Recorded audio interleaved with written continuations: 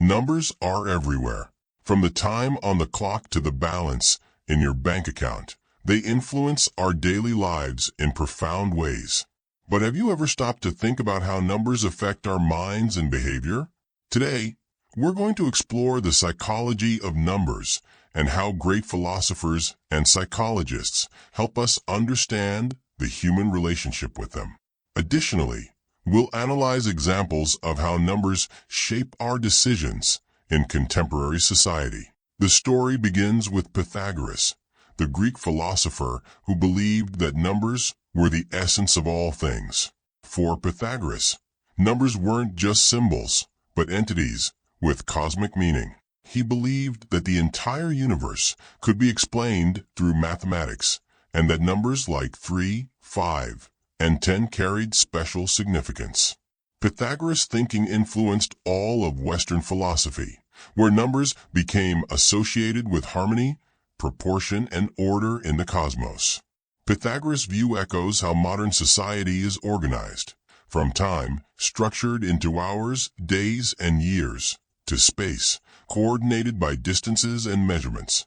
We live in a world numerically structured. Numbers not only describe reality, but also shape it.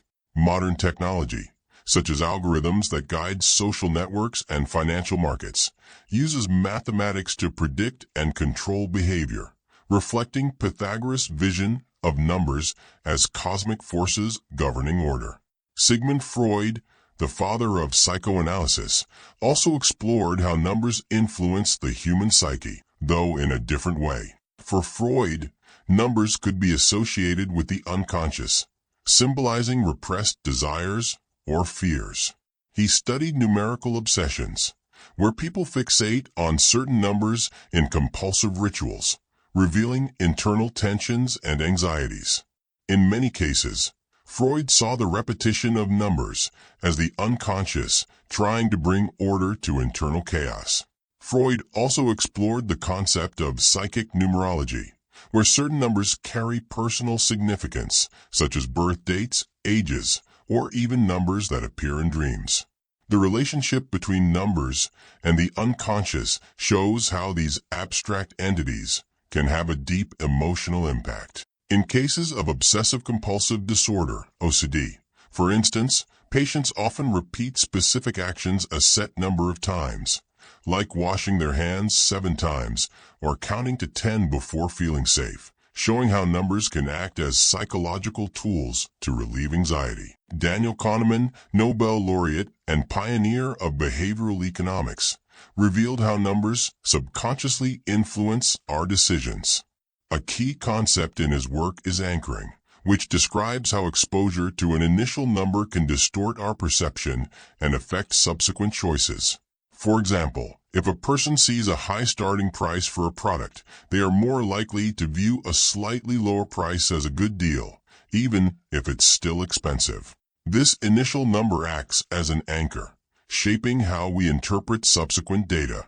Kahneman also explored how people are prone to making irrational decisions when confronted with numbers, especially in situations of uncertainty. Large numbers, for example, can seem overwhelming and influence emotional decisions, such as during financial crises when the fear of substantial losses leads to impulsive choices. Kahneman's research also shows how the presentation of values, whether in percentages or absolute numbers, can distort perception. A 20% discount may seem more appealing than a 100 Brazilian reals reduction, even if the final amount is the same. In today's world, we see this effect in marketing practices and commercial negotiations, where numbers are strategically used to influence consumer perception of value.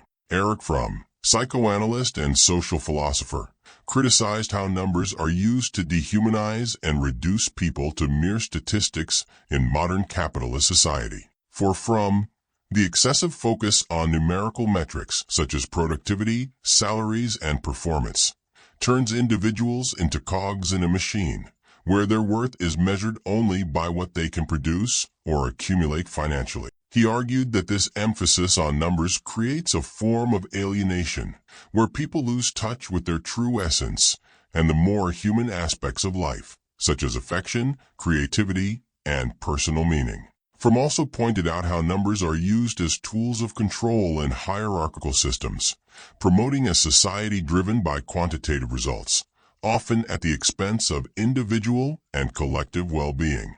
He viewed this as a form of modern oppression, where quantification replaces the quality of relationships and experiences. For him, this obsession with numbers results in a dehumanized way of living, where success is measured only by material parameters, ignoring deeper, essential values. In contemporary society, Fromm's critique is clearly seen in social media metrics like follower count and likes, which have become indicators of value and success. Companies also use algorithms to maximize efficiency, treating people as data in a system where their social or professional relevance is often defined by impersonal quantifications. The number zero, one of the most fascinating concepts in mathematics and psychology, carries profound meanings both numerically and psychologically. Zero can represent nothingness, emptiness, or the absence of something, which can evoke feelings of loss or lack. However, it can also symbolize a starting point, a space of infinite potential and new possibilities. Psychologically, zero can be an ambiguous symbol, stirring both fear and hope. One of the most intriguing aspects of zero is its role in the human psyche, particularly concerning the fear of failure. In many cultures and situations, zero is associated with the idea of having nothing, often perceived as total failure. This creates immense pressure on individuals in contexts such as work or finances, where zeroing out one's balance, whether of reputation or resources, is seen as disastrous. Moreover, zero also triggers anxiety in corporate and educational settings, where the absence of tangible results, represented by zero, is frequently viewed as a sign of incompetence. Yet at the same time, zero can be seen as an opportunity for a fresh start, a neutral state from which everything can be built. In spiritual and philosophical practices such as Buddhism, zero is often linked to productive emptiness, the idea that nothingness is the fertile ground for all possibilities. In contemporary society, zero manifests in highly competitive work environments, where the idea of achieving zero results is feared and avoided at all costs.